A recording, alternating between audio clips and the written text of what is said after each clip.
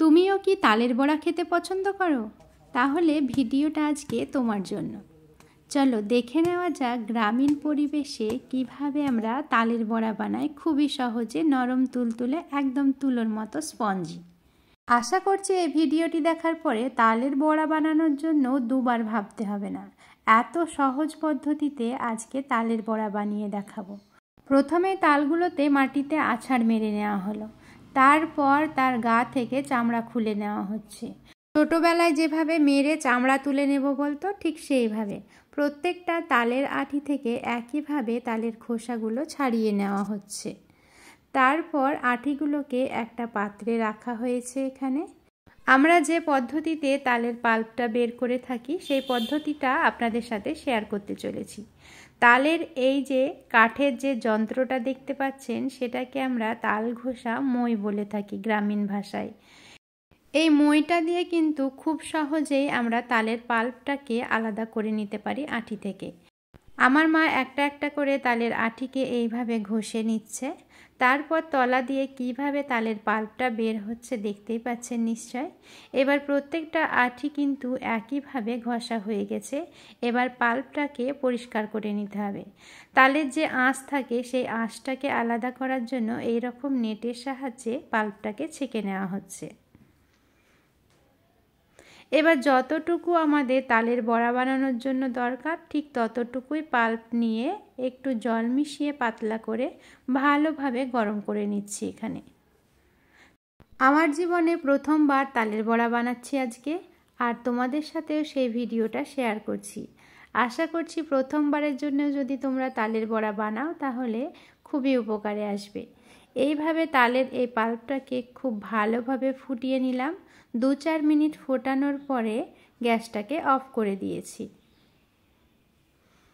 তারপর যখন ঠান্ডা হয়ে এসেছে, মানে কুসুম গরম হয়ে আছে এই তালের পাল্পটা বা মাড়িটা, তখন আমি তাতে চায়ের কাপে, যে কাপে আমরা রেগুলার চা খাই সেই কাপে মেপে 3 কাপ চালের আটা দিলাম আর 1 কাপ দিলাম গমের আটা।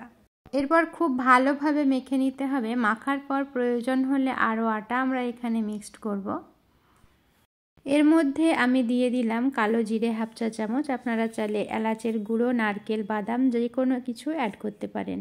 আর দিয়ে দিলাম গমের আটা 1/2 কাপ মতো, মানে 3 কাপ চালের আটা আর 1.5 কাপ হচ্ছে গমের আটা। চালের আটার অর্ধেকটা পরিমাণ গমের আটা আমরা এখানে মিক্সড করলাম। আর দিয়ে দিচ্ছি এখানে স্বাদ মতো চিনি। মিষ্টি যেরকম প্রয়োজন হবে ঠিক সেই রকম চিনি আপনাকে এখানে অ্যাড করতে হবে। তাই আমি এখানে চিনির পরিমাপটা সঠিক বলতে পারবো না, কারণ কোনো তাল বেশি মিষ্টি হয়, কোনো তাল কম মিষ্টি হয়। সেই অনুযায়ী মিষ্টির পরিমাণটা আপনারা এখানে দিয়ে দেবেন। খুব ভালোভাবে চিনিটা গলে যাওয়া পর্যন্ত এখানে ফেটিয়ে নিতে হবে। আজকে তালের বড়াতে আমি আটা আর চিনি ছাড়া বিশেষ কিছু অ্যাড করিনি, তবুও খেতে কিন্তু দারুণ হবে। একবার এই পদ্ধতিতে বানালে নিশ্চয়ই বুঝতে পারবে। এবার আমি তালের বড়াগুলো ভাজার জন্য এখানে কড়াই চাপিয়ে দিলাম আর দিয়ে দিলাম পরিমাণ মতো সাদা তেল। তেলটা খুব ভালোভাবে গরম করে নেব। তারপর একটা একটা করে তালের বড়া আমি এখানে ছেড়ে দিচ্ছি। আপনারাও ইচ্ছে মতো বড় ছোট যে কোনো আকারে এই তালের বড়াগুলো ভেজে নেবেন। একটা কথা না বললেই নয়, আমাদের গ্রামের যেহেতু সব কিছু শেয়ার করছি আস্তে আস্তে, তো এই তালের বড়াটাকে আমাদের গ্রামে কিন্তু তালের বড়া বলে না।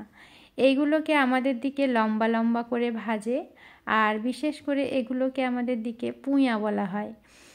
তালের বড়া বলা হয় না, বড়া বলা হয় অন্য কিছু একটাকে, যেটা রুটির মতো অনেকটা মোটা মোটা খেতে হয়। যাই হোক, অন্য কোনো ভিডিওতে আপনাদের সাথে শেয়ার করব অবশ্যই। তবে তালের এই বড়াগুলোকে তেলে দেওয়ার পরেই হাতা কিংবা খুন্তি দিয়ে আপনারা নাড়াচাড়া করতে যাবেন না। একটা কাঠি দিয়ে ভালোভাবে উল্টে নিলে এই বড়াগুলো কিন্তু খুবই সুন্দর হয়। এইভাবে গোল্ডেন আকারে ভেজে নিয়ে এই বড়াগুলোকে এবার তুলে নেব। কালারটা কি সুন্দর এসেছে দেখেই নিশ্চয়ই বুঝতে পারছেন। আরও একটা ব্যাচ আমি এই তালের বড়াগুলোকে ভেজে নিচ্ছি। আজকে আপনাদের জন্য আমার একটা কোশ্চেন ঠিক নয়, আপনাদের কাছে আবদারও বলতে পারেন, যে আপনাদের দিকে এই পিঠেগুলোকে কি বলা হয়, মানে কি নামে এই পিঠেগুলোকে ডাকা হয়। আর আপনার পছন্দের তালের পিঠে কোনটা সেটাও কমেন্ট করে জানাতে ভুলবেন না। আপনাদের সকলের কমেন্টের অপেক্ষায় থাকলাম। একইভাবে পরের তালের বড়াগুলোকেও আমি ভেজে নিলাম। এবার আপনাদেরকে দেখাবো এই তালের বড়াগুলো ঠিক কতটা নরম হয়েছে। দেখেই নিশ্চয়ই বুঝতে পারছেন এখন কিন্তু খুবই গরম আছে, তাই ভালোভাবে আমি দেখাতেও পারছি না।